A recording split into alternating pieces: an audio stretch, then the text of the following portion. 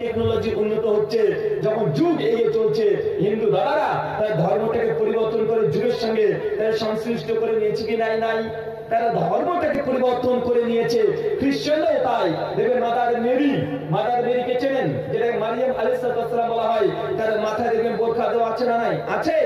মনে রাখবেন, পৃথিবীর অন্য ধর্ম যেগুলো আছে তার যুগের সঙ্গে নিজের ধর্মকে পরিবর্তন করে দেয়, তারা নিজেরা পরিবর্তন হয় না। তবে ইসলাম এমন একটি ধর্ম, যে কোনো মানুষ যদি ইসলামে আসতে চায়, ইসলাম তার জন্য পরিবর্তন হবে না, তাকে নিজেকেই পরিবর্তন করে ইসলামের ছায়া দিতে হবে। মা আতাকুম রাসূলু ফাখুযুহু ওয়া মা নাহাকুম আনহু ফান্তাহু। আন আব্দুল্লাহ ইবনে মাসউদ রাদিয়াল্লাহু তাআলা আনহু قال قال رسول الله صلى الله عليه وسلم ليس من شيء يقربكم على الجنة وبيعدكم من النار إلا قد أمرتكم به رواه الشرح السنة للبغوي إسناده صحيح। সমস্ত প্রশংসা সেই মহান সত্তা আল্লাহ সুবহানাহু ওয়া তাআলার জন্য, যিনি আমাদের সৃষ্টি করেছেন।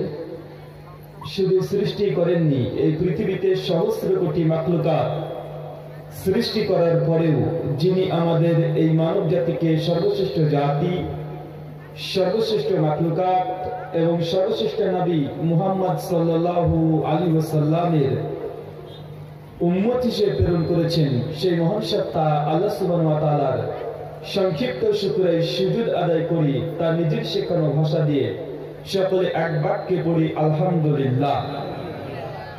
আলতা দিঘি মডার্ন ইসলামিক মাদ্রাসার উন্নতি কল্পে একটি ইসলামী আলোচনা সভা আজ 15 মার্চ 2021 সোমবার। এই আলোচনাটিকে সফল করার জন্য যারা শারীরিক দিক থেকে সাহায্য এবং সহযোগিতা করেছেন, অর্থ, শ্রম, মেধা, দোয়া, পরামর্শ দিয়ে মহান সত্তা আল্লাহ সুবহানাহু ওয়া তাআলার কাছে দোয়া, এই প্রার্থনা আল্লাহ সুবহানাহু ওয়া তাআলা আজকের এই আলোচনা সভার পেছনে যারা সময় ব্যয় করেছে, আল্লাহ তুমি তাদের নেক নিয়াত এবং নেক আমল তুমি কবুল করে নাও। সকলে পড়ি আল্লাহুম্মা আমিন। মহান সত্তা আল্লাহ সুবহানাহু ওয়া তাআলার কাছে দোয়া, এই প্রার্থনা আল্লাহ সুবহানাহু ওয়া তাআলা আলতা দিঘি ইসলামিক যে মডার্ন স্কুল এবং মাদ্রাসা, যারা নেক নিয়াতে এই ইলমের মারকাজটাকে প্রতিষ্ঠা করেছে, আল্লাহ সুবহানাহু ওয়া তাআলা এই ইলমি মারকাজে তুমি বরকত দান করো। সকলে বলি আল্লাহুম্মা আমিন। মহান সত্তা আল্লাহ সুবহানাহু ওয়া তাআলার কাছে দোয়া, এই প্রার্থনা আল্লাহ সুবহানাহু ওয়া তাআলা, আমরা মানুষ, আমরা কম বেশি ছোট বড় ভুল ত্রুটি বিচ্যুতি গুনাহ আমরা করে থাকি। আল্লাহ সুবহানাহু ওয়া তাআলা আজকের এই প্রোগ্রামের ওসিলায়, আলোচনা সভার ওসিলায় আমাদের পেছনের ছোট ছোট গুনাহগুলোকে তুমি ক্ষমা করে দাও। সকলে বলি আল্লাহুম্মা আমিন। যাই হোক, আজ বাদ মাগরিব থেকে বিভিন্ন আলোচক তারা পবিত্র কোরআন এবং সেই সুন্নাহর আলোকে বক্তৃতা আপনাদের সামনে উপস্থাপন করেছে। আমার পূর্বে শাহিনুর রহমান তিনি আলোচনা রেখেছেন এবং তিনি খুব কঠোর ভাষায় সামাজিক জাহেলিয়াত প্রসঙ্গে যে সমস্যাগুলো আমাদের পারিবারিক কেন্দ্রিক, এগুলোকে নিয়ে তিনি গুরুত্ব আরোপ করে তিনি আলোচনা করেছেন। অনেকে মনে করতে পারেন তার এত কঠোর ভাষা, এটা শুনতে যেন কেমন লাগে, তবে এটাই বাস্তব, এটা আপনাকে মানতে হবে। কেন? এটা আপনার মধ্যে আছে, এই জন্য আপনার কাছে বেশি কঠোর মনে হচ্ছে। যে চুরি করে, যে চোর, তার সামনে যদি কোরআনের আয়াত দিয়ে চুরি করা, গুনাহ, পাপ, অন্যায় এগুলো যদি আমরা আলোচনা করি, সমস্ত মানুষের ভালো লাগলেও যে 3-4 জন চোর বাটপার আছে তাদের এটা খারাপ লাগবে কি লাগবে না? কথা বলেন। নিশ্চিত লাগবে। কেন? সে অপরাধী। যেমন তার কথাগুলোই মূলত বলা হচ্ছে, সে সেটাকে অপরাধটাকে অন্তরে স্বীকারও করবে, আবার সে এটাকে খারাপ মনে করবে। ঠিক একইভাবে একজন সুদখোর, একজন ঘুষখোর, তার সঙ্গে যদি সুদ ঘুষ নিয়ে আলোচনা করা হয়, সে কখনো আপনাকে সে ফুলের মালা দেবে না, সে কিন্তু রেগে গর্জে উঠবে। কেন? কারণ সে এই অপরাধের সঙ্গে সে অন্তর্ভুক্ত আছে। তাই মনে রাখবে, মানুষ যখন অপরাধ করে আর অপরাধের কথা যখন তার সঙ্গে আলোচনা করা হয়, সে এটাকে নিজের জীবন দিয়ে তখন ভাবে যে হ্যাঁ, আমি অপরাধ করেছি। কিন্তু জনসম্মুখে যখন এই আলোচনাগুলো করা হয় তখন তার প্রেস্টিজে বাধা দেয় এবং সেখান থেকে রাগ সৃষ্টি হয়, কথাগুলো গ্রহণ করতে অনেক সময় চায় না। তবে জেনারেল এই কথাগুলো বলার উদ্দেশ্য আমাদের এটা নয় যে আপনাদেরকে খারাপ কিছু মন্তব্য করা বা আপনাদের মান সম্মান নিয়ে টানাটানি করে, এমনকি নয়। একটাই উদ্দেশ্য, সেটা আল্লাহর সন্তুষ্টি, যেন আমরা সকলেই আল্লাহ সুবহানাহু ওয়া তাআলার নিয়ামতপূর্ণ জান্নাত যেটা সৃষ্টি করেছেন আমরা সকলে যেন সেখানে প্রবেশ করতে পারি, এটাই উদ্দেশ্য। আমি চাইলে আপনাদের সুর দিয়ে, কণ্ঠ দিয়ে, আওয়াজ করে, নসিহত করে, গাল গল্প দিয়ে, আপনাদের হাসিয়ে ঠাট্টা করিয়ে আমরা বিদায় নিতে পারি কি পারি না? পারি। কিন্তু আমরা কেন করি না? কারণ আমরা চাই একটাই, যে মানুষের পরিবর্তন হোক। অনেকে মনে করতে পারেন প্রধান বক্তা এসেছে, ইনি হয়তো অনেক সুর দিয়ে, টোন দিয়ে, গজল দিয়ে, অনেক ছলনা করে কথা বলে আপনাদের মনটাকে মজে দিয়ে চলে যাবে। যারা এই নিয়াতে এসেছেন, আপনাদের ওই চিন্তার উপরে একদম এক মন বালি না। এখানে টোন দিয়ে, সুর দিয়ে কোন আলোচনা হবে না, গজল গাওয়া হবে না, আপনার সঙ্গে হাসি তামাশা ঠাট্টা করা হবে, এমনটা কিছু করা হবে না। ইলমি মারকাজ, এখান থেকে মানুষকে শুধুমাত্র তার আমলগুলো আপনি যেগুলো করছেন এবং আপনার পারিবারিক জীবন যেগুলো আছে, এগুলো কতটা আপনি ইসলামের দৃষ্টিকোণ থেকে আপনি সঠিক আছেন, এগুলো আপনাকে আয়নার মতো শুধু দেখানো হবে, আপনার অন্তরে লাগতে পারে। লাগানোর জন্য আমরা কথাগুলো বলি। কথা বুঝতে পারছেন? কারা কারা আমার কথা বুঝতে পারছেন? তো হাত তোলেন তো। দেখেন, বললাম কারা কারা আমার কথা বুঝতে পারছেন না তারা হাত তোলেন। যারা বুঝতে পারছেন না তাদেরকে হাত তুলতে বলেছি। অনেক মানুষ হাত তুলেছে, মানে এরা আসলে আমার কথা বুঝতে পারে না, এই জন্য তারা হাত তুলেছে। যে মনে রাখবেন, গোটা ইসলাম এটা নির্ভর করছে পরিবার কেন্দ্রিক। যেখানে পরিবার নেই সেখানে কোনো ধর্ম চলতে পারে না। ইসলামের দুটো ভাগে বিভক্ত, এক অন্তর দ্বারা কিছু জিনিস আছে যেগুলো বিশ্বাস করা, আর দুই পরিবার কেন্দ্রিক। যে সমাজে পরিবার ধ্বংস হয়ে গেছে সেখানে কখনো কোনো ভাবে ধর্মটা থাকতেই পারে না। আপনার পারিবারিক জীবন, রাষ্ট্রীয় জীবন, ভাই এগুলো বলতো পারিবারিক কেন্দ্রিক কি কেন্দ্রিক নয়? অবশ্যই পারিবারিক কেন্দ্রিক। তাই পরিবার কে ধ্বংস করে দিয়ে কখনো ধর্ম হয় না। আর পশ্চিমা বিশ্ব তারা এটাই মূলত চায়, তারা মূলত এটাই টার্গেট, যে মুসলিমদের ধর্মটা আজ পর্যন্ত অবিকৃত আছে। তার মূল কারণ মুসলিমরা পারিবারিক ভাবে তারা ধর্মটাকে মেনটেন করে, এই জন্যই ইসলাম ধর্মটা আজ পর্যন্ত অবিকৃত আছে না নেই? কথা বলেন। আজ পর্যন্ত অবিকৃত আছে। হিন্দু দাদারা তারা যুগের সঙ্গে তার ধর্মটাকে পরিবর্তন করে নিয়েছে কি নাই? নাই। আগে দেখবেন যখন আপনারা বেহুলা লক্ষিণদার দেখেছেন, সিরিয়ালে হোক বা গল্পের বই হোক বা ধর্মগ্রন্থ দেখে যেখান থেকে জ্ঞানটা অর্জন করে না কেন, বেহুলা লক্ষিণদার দেখবে তারা পর্দার অন্তরালে তারা থাকতো কি থাকতো না? কথা বলেন। রামচন্দ্র সীতা সবসময় তারা পর্দার মধ্যে থাকতো কি থাকতো না? থাকতো। মানে হিন্দু ইসলাম, তারা হিন্দু ধর্ম অনুযায়ী পর্দা প্রথা, এটা আদি একটি প্রথা। কিন্তু বর্তমান টেকনোলজি উন্নত হচ্ছে, যখন যুগ এগিয়ে চলছে, হিন্দু দাদারা তার ধর্মটাকে পরিবর্তন করে যুগের সঙ্গে তারা সংশ্লিষ্ট করে নিয়েছে কি নাই? নাই। তারা ধর্মটাকে পরিবর্তন করে নিয়েছে। খ্রিস্টানরাও তাই। দেখবেন মাদার মেরিকে চেনেন, যেটাকে মারিয়াম আলাইহিস সালাম বলা হয়, তার মাথায় দেখবেন বোরখা দেওয়া আছে না নাই? আছে। মনে রাখবেন, পৃথিবীর অন্য ধর্ম যেগুলো আছে তার যুগের সঙ্গে নিজের ধর্মকে পরিবর্তন করে দেয়, তারা নিজেরা পরিবর্তন হয় না।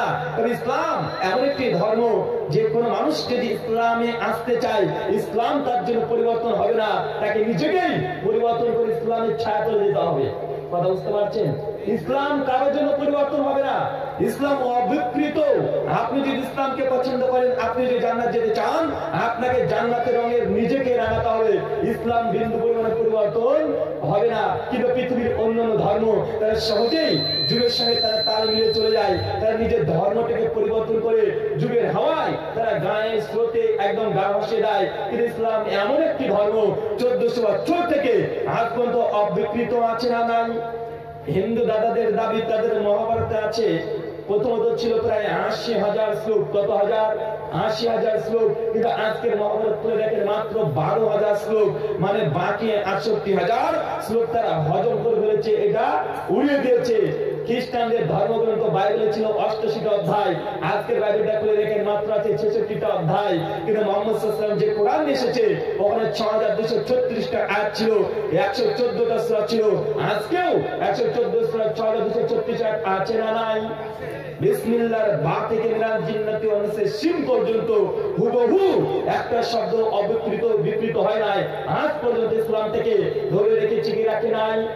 মনে রাখবেন, কোন ধর্মের শ্রেষ্ঠত্ব যদি দেখতে চান, কোন ধর্মকে যদি মনে করতে চান কোন ধর্ম শ্রেষ্ঠ, এর জন্য প্রথম একটা নিয়ম মেনে রাখতে হবে যে কোন ধর্মের অবিকৃত থাকাটাই সে ধর্মের শ্রেষ্ঠত্ব প্রমাণ বহন করে।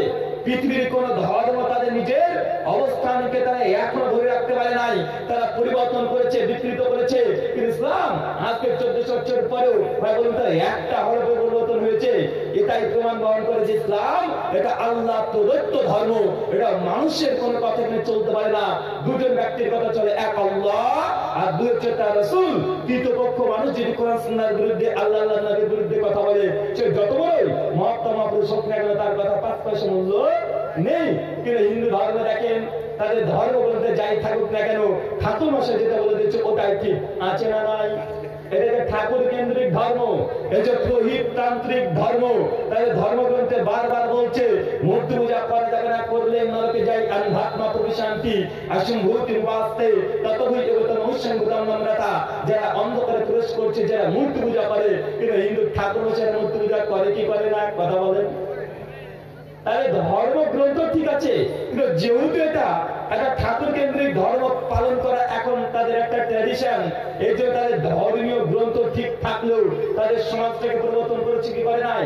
করেছে। তাই আপনাকে বলেছি প্রথম কথা, কোন ধর্মের শ্রেষ্ঠত্ব এটা প্রমাণ বহন করে সেই ধর্মের অবিকৃত থাকা, যে ধর্মটা কোনো পরিবর্তন হয় নাই, হুবহু 1400 বছর যেমনটা ছিল আজকে তেমনটা থাকবে। এটা হচ্ছে একটা ধর্মের মূল বিষয়। আর গোটা বিশ্ব জগৎ আজকে ইসলামকে টার্গেট করছে এই জন্যই যে মুসলিমরা এমন একটা ধর্ম পালন করে যাদের ধর্মগ্রন্থ সুরক্ষিত, যারা ধর্ম পালন করতেও আগ্রহী, ধর্ম পালন করে, তার জন্য ধর্মটাকে পরিবর্তন করা সম্ভব নয়।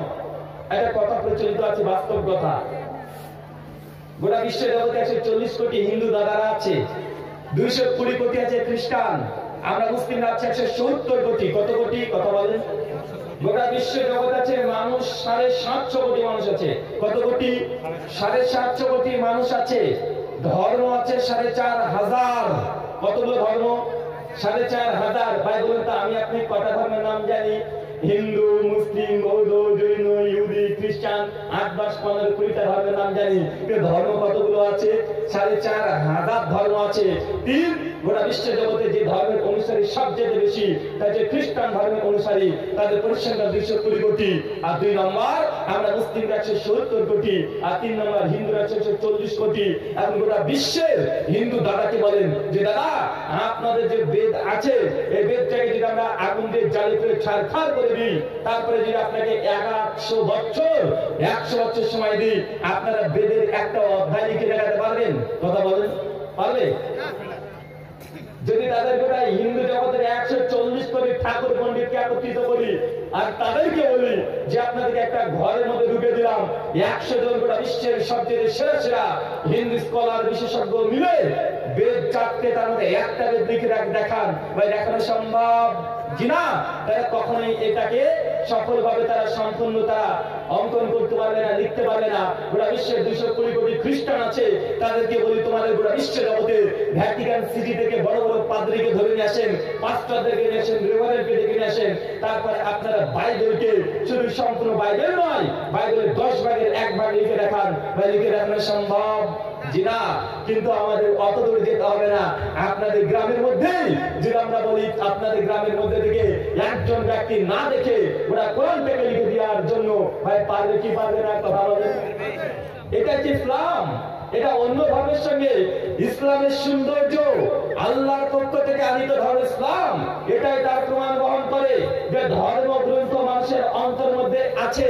গোটা বিশ্ব জগতের কোন বই 20 খ্রিস্ট আপনি হুবহু মুখস্থ বলতে পারেন না। আপনার আকার রেখার হুশিকার দীর্ঘ করে পরিবর্তন হতে পারে, শব্দের হেরফের হতে পারে। আপনি এখনো চেষ্টা করেন 20 খ্রিস্ট একটা বাংলা বই আপনার নিজের ভাষায় আপনি মুখস্থ হুবহু করতে পারবেন?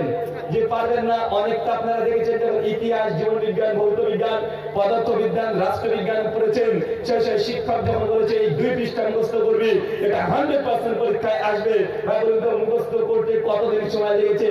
তারপরেও কি হুবহু আপনি লিখতে পেরেছেন? পারেন নাই। কিন্তু আল কোরআন, এটা আল্লাহর আল মহাগ্রন্থ আল কোরআন, এটা মানুষ হুবহু লিখে দিতে পারবে কি পারবে না? পারবে। এটা হচ্ছে ইসলাম। আর আমরা সেই ইসলাম ধর্মের অনুসারে আমরা মুসলিম, আমরা গর্ববোধ করি, আমরা প্রাউড ফিল করি যে আমরা সেই মুসলিম তারপরেও আজকে গোটা বিশ্ব জগতের মুসলিমরা তারা উল্টো স্রোতে তারা গা ভাসাচ্ছে কি ভাসাচ্ছে না? কথা বলেন।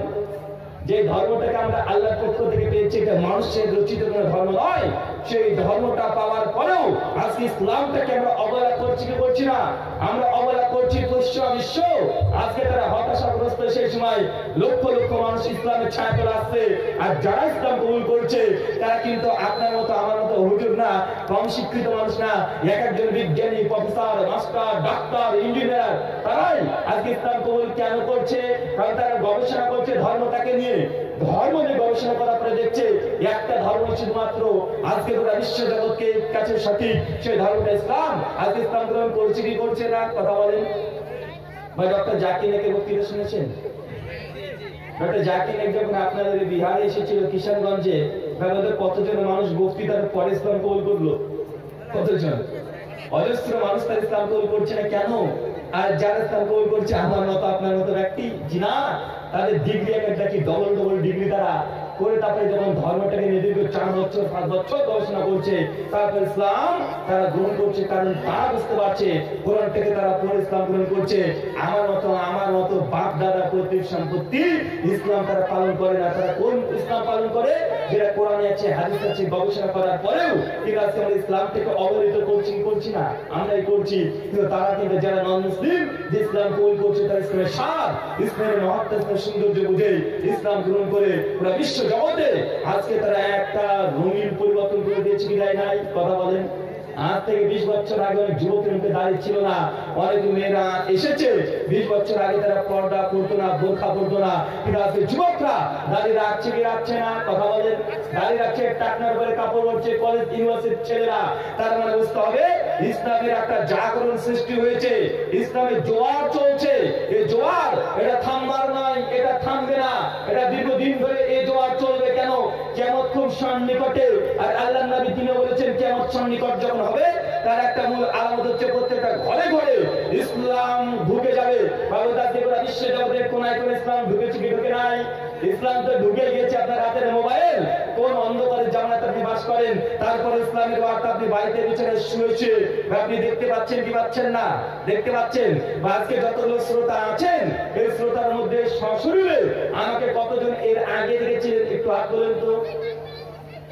কত পার্সেন্ট? মাত্র 5%। আগে সশরীরে যারা দেখেছে। আর আমার এমনি ভিডিও ইউটিউবের মাধ্যমে বা ফেসবুকের মাধ্যমে সোশ্যাল মিডিয়ায় কতজন শুনেছেন? একটু হাত তোলেন তো ভাই। দেখেন ডবল আছে না? নাই আছে। কেন বলেন তো? কিয়ামতের একটা আলামত হচ্ছে এটাই। আল্লাহর নবী বলেছে যখন মানুষ 20 বছর আগে হাদিসগুলো পড়তো, তারা চিন্তা করতো কিভাবে ইসলাম ঘরের কোনায় প্রবেশ করবে, রাতে বিছানার মধ্যে ইসলাম ঢুকেছে কি ঢুকে নাই। আমি তো এখান থেকে 1 ঘন্টা 1.5 ঘন্টা আলোচনা করে চলে যাবো, শাহিন ভাই তিনি চলে গেলেন। আপনি তারপরে বাড়িতে আজকেই যখন বিছানার মধ্যে প্রবেশ করবেন, সেই সময় কানে হেডফোনটা লাগিয়ে দিয়ে বলুন তো আমাদের আলোচনা শুনতে পাবেন কি পাবেন না? এই যে আপনারা এখানে আছেন খুব বেশি 2 মিলে 8 থেকে 10,000 মানুষ। কিন্তু এখানে যখন ইউটিউব গুলো চলছে, এই যে ক্যামেরাগুলো সামনে লাগানো আছে, এরা 24 ঘন্টার মধ্যে না হলেও লক্ষাধিক মানুষ দেখবে কি দেখবে না? কথা বলেন। লক্ষাধিক মানুষ দেখবেন ইসলাম। আজকে ইসলামের অগ্রগতি, এই অগ্রগতি অগ্রযাত্রাকে আমাদেরকে